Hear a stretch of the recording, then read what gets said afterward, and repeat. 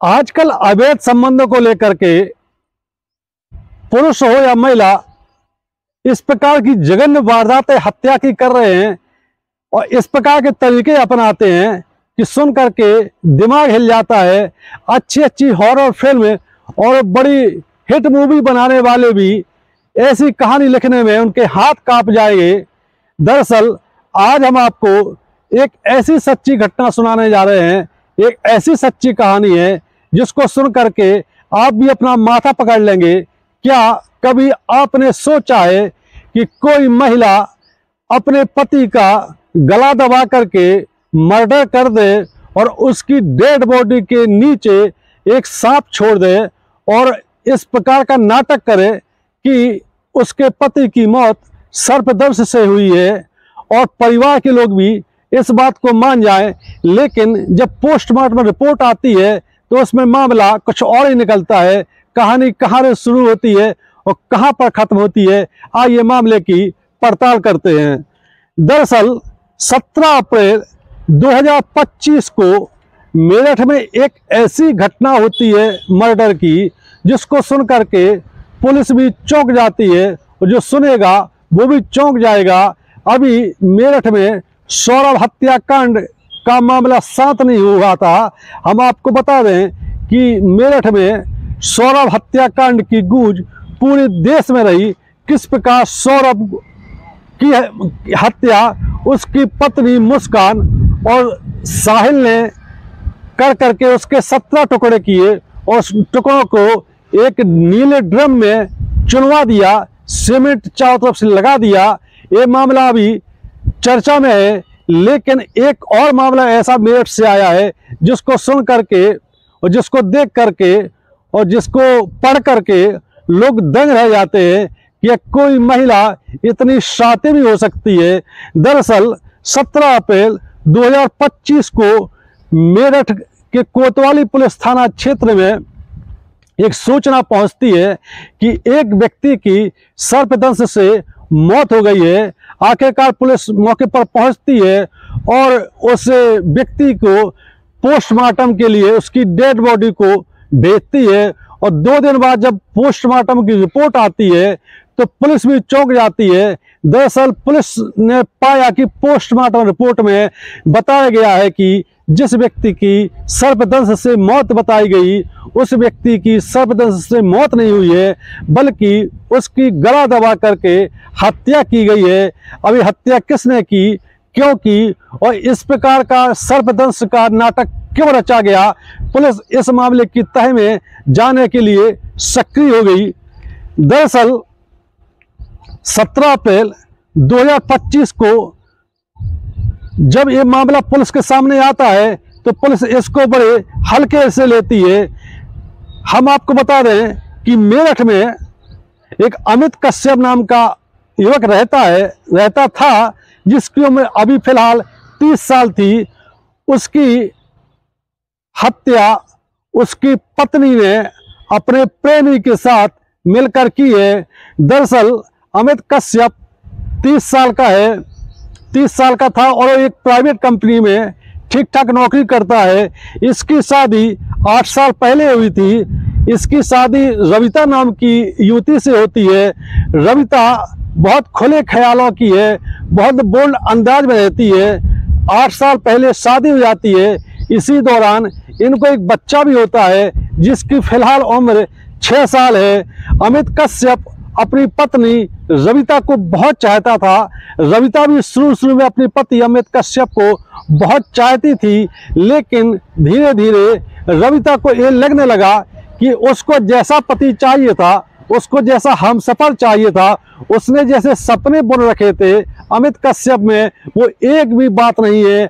आखिरकार Ravita social media पर बहुत एक्टिव हो जाती है और भांति भांति के उसके मन में ख्याल आने लगते हैं। उसको लगता है कि जीवन किसी भी एक घटना से, किसी भी एक बड़े संस्कार से नहीं रुक जाता है और वो सोशल मीडिया पर एक ऐसे हमसफर की तलाश में निकल पड़ती है जो उसको हर प्रकार से अच्छा लगे, देखने सुनने में अच्छा हो, नौजवान हो और उसकी भावनाओं को समझे और उसकी जो शारीरिक भूख है उसको भी पूरा कर सके। आखिरकार सोशल मीडिया पर अमित कश्यप की दोस्ती अमरदीप नाम के एक युवक से हो जाती है, जो कि हम उम्र है, लगभग 32 साल का है, और रविता की उम्र भी लगभग 28 साल है।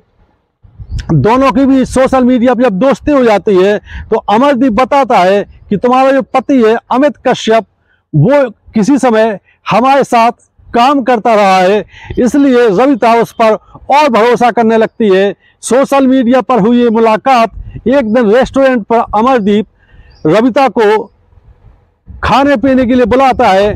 दोनों काफी देर तक बातचीत करते हैं। अमित कश्यप के बारे में भी अमरदीप बात करता है कि 6 से 7 साल पहले जब तुम्हारी शादी के कुछ दिनों की बात है, उसके साथ कुछ दिनों हमने काम किया था, लेकिन उसके बाद हमारा उससे कोई संपर्क नहीं है।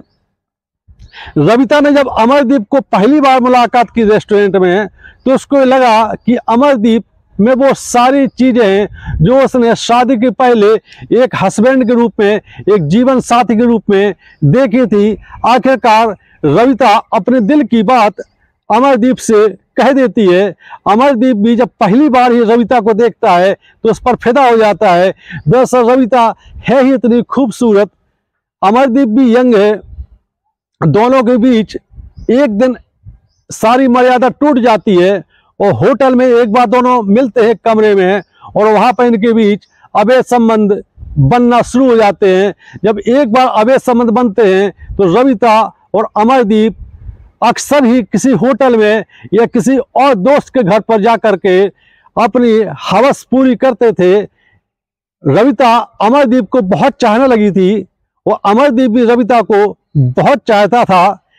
इसी प्रकार अमरदीप ने मोबाइल नंबर लेकर के अपनी प्रेम का रविता के पति अमित कश्यप से भी बातचीत करना शुरू कर दिया। अमरदीप की प्लानिंग ये थी कि चूंकि अमित कश्यप उसको बहुत पहले काम कर चुका है साथ में, बीच में 6 से 7 साल कोई उससे संपर्क नहीं हुआ है। जब अमित कश्यप से अमरदीप फोन पर बात करता है और पुराने दिन याद करता है, तो अमित कश्यप भी अमरदीप से बोलता है कि किसी से मुलाकात करते हैं, घर पर आ, चूंकि एक ही शहर में रहते हैं, वो अपन 1-1.5 साल तक साथ में काम किए, तो किसी दिन चाय पीने के लिए घर पे आओ। अमरदीप की प्लानिंग भी यही थी। उसने इसके बाद रविता को फोन किया, अपनी शादीशुदा प्रेमिका को।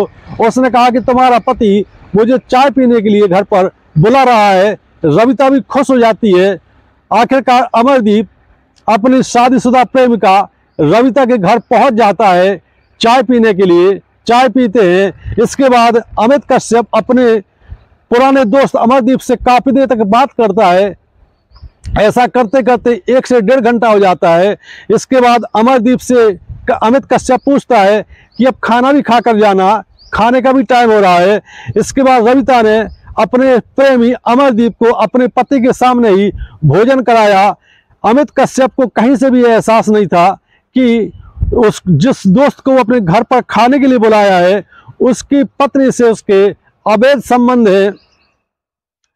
इसके बाद अमरदीप खाना खा करके चला जाता है, लेकिन कहते हैं कि इश्क, मोहब्बत, अवैध संबंध, ये कोई कितना भी इसमें छुपने की कोशिश करे, लेकिन कहीं ना कहीं मामला ये खुल ही जाता है।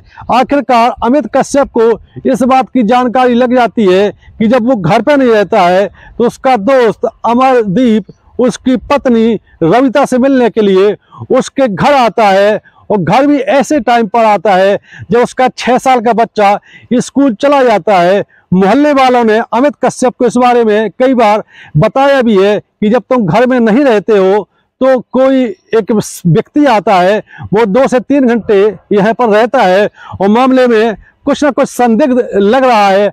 आखिरकार एक दिन अमित कश्यप ने अपनी पत्नी रविता को अमरदीप के साथ अपने घर में ही आपत्तिजनक अवस्था में पकड़ लिया। इसके बाद अमित कश्यप ने अमरदीप को बहुत भला बुरा कहा, और जब अमरदीप वहां से चला जाता है तो रविता के साथ उसने मारपीट भी की। रविता भी बहुत गुस्से में आ जाती है।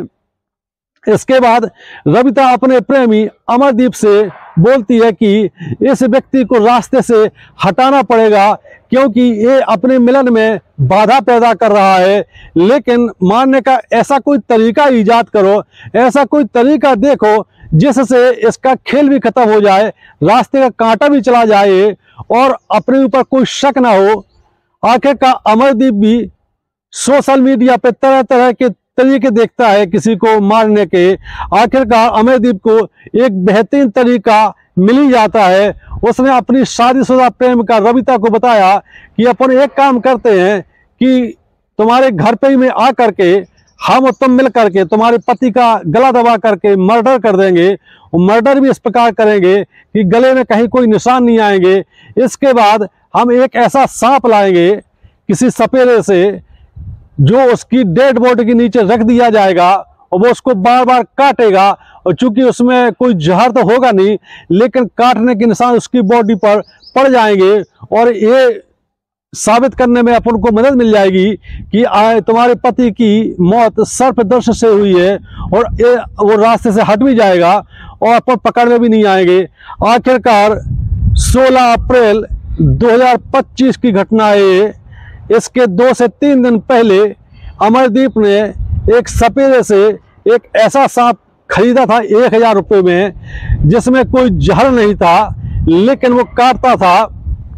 अमरदीप उस सांप को लेकर के आता है और रविता को फोन करता है कि आज की रात है तुम्हारे पति की अंतिम रात होगी। रविता भी पूरी तैयारी कर लेती है, अपने 6 साल के बच्चे को मायके छोड़ आती है और अपने प्रेमी अमरदीप को घर बुलाती है। आखिरकार दोनों ने मिल करके अमित कश्यप की गला दबा करके बेड पर हत्या कर दी और हत्या करने के बाद जो सांप लाए थे उसकी इस प्रकार उसको डेड बॉडी के नीचे दबा दिया उसकी पूंछ को कि वो वहां से कोई कहीं जा भी ना पाए और वो कई बार उसको डसे भी। इसके बाद जब ऐसा कर देते हैं तो रविता अपने दूसरे कमरे में आ जाती है। उसके बाद जब सुबह होती है तो रविता ने अपने उस रूम में झांक करके देखा तो उसके प्लानिंग के तहत उसके पति की डेड बॉडी पड़ी हुई थी और उसके नीचे सांप धसा हुआ था, दबा हुआ था। वो निकल नहीं पा रहा था, वो काफी कोशिश कर रहा था, लेकिन डेड बॉडी के नीचे वो दबने के कारण निकल नहीं पा रहा था। उसने कई जगह पर डसा भी उसके पति को, लेकिन वो तो डेड बॉडी हो चुकी थी। आखिरकार ममिता सुबह 5 बजे शोर मचाना शुरू कर देती है। उसके बगल में ही परिजन रहते हैं ससुराल वाले, वो दौड़कर आते हैं और हल्ला मच जाता पूरे मोहल्ले में कि सर्पदंश से अमित की मौत हो गई है। तुरंत ही अमित को जिला अस्पताल ले जाया जाता है। पुलिस ने भी यही माना कि इसको 10 से 12 जगह सर्पदंश हुआ है, सांप ने काटा है और सांप के काटने से इसकी मौत हुई है। लेकिन पुलिस ने डेड बॉडी को पोस्टमार्टम के लिए भिजवा दिया और जब पोस्टमार्टम के लिए भिजवाया तो पता चला कि इसकी सर्पदंश से नहीं बल्कि गला दबा करके हत्या की गई है। अभी हत्या किसने की, क्योंकि पुलिस के सामने बहुत बड़ा सवाल था, आखिरकार इस मामले का खुलासा कैसे करें। लेकिन कहते हैं कि पुलिस जब किसी घटना का खुलासा करती है तो सबसे पहले जो सबसे नजदीक लोग होते हैं, परिवार के लोग होते हैं, उन्हीं पर शक करती है। पुलिस ने रविता अमित की पत्नी से पूछताछ की हिरासत में लेकर के और रविता की बातों से पुलिस को कई प्रकार के क्लू मिले। आखिरकार रविता का जब मोबाइल कॉल डिटेल निकाला जाता है तो उसमें अमरदीप नाम के शख्स से वो दिन में कई बार बातचीत करती है। जब अमरदीप को पुलिस हिरासत में लेती है और सख्ती करती है तो अमरदीप पूरे मामले का खुलासा कर देता है। आखिरकार अमरदीप और उसकी शादीशुदा प्रेमिका रविता को पुलिस गिरफ्तार करके जेल भेज देती है और इस घटना का पटाक्षेप कर देती है। ये कहानी आपको कैसी लगी? यदि वीडियो पसंद आता है तो हमारा चैनल सब्सक्राइब करें। जय हिंद, जय भारत।